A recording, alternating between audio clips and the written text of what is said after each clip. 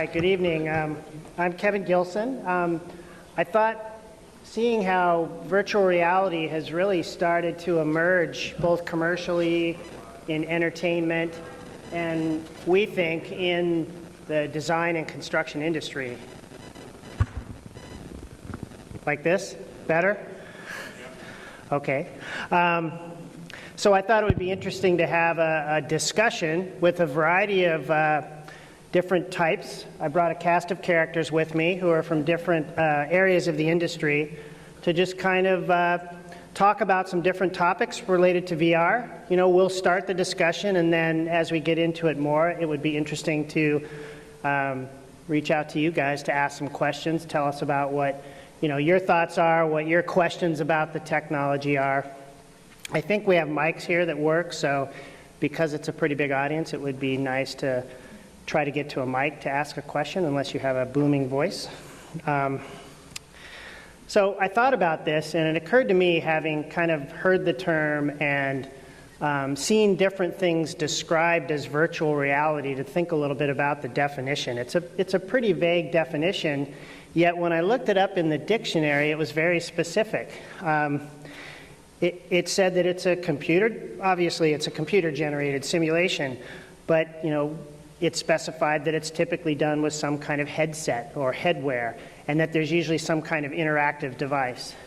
And as we talked about it, we realized that that's probably true, that you build up a 3D image of a space partially through stereoscopic display, but also by moving your head in a 3D environment. I think our brains are wired to build 3D interpretations of the world more effectively as we move around and look around. And if we touch things, or if we manipulate things in the environment, I think that engagement with the environment creates a richer experience, which is more three-dimensional. I just looked around for some fun images that, again, kind of harken back to the idea of virtual reality. The one on the left is amazing. I didn't realize that there were thoughts of these displays so long ago. I couldn't find a date on the image.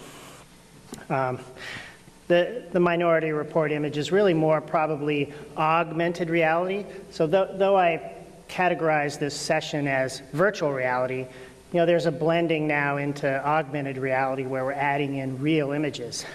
So if you have a real image that's virtual, reflecting the real world, is that augmented, or does it have to be a live video feed or a view of the real world to be augmented reality? Good questions. I don't think the definitions are really that specific.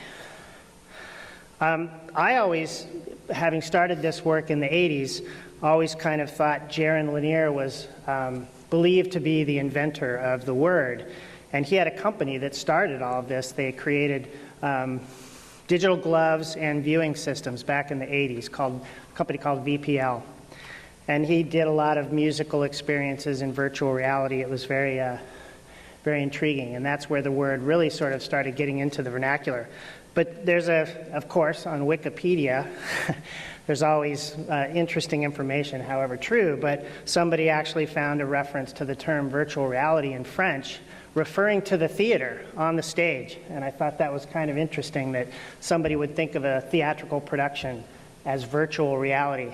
But if you think about it, it is. It's very real, and it's presenting a different...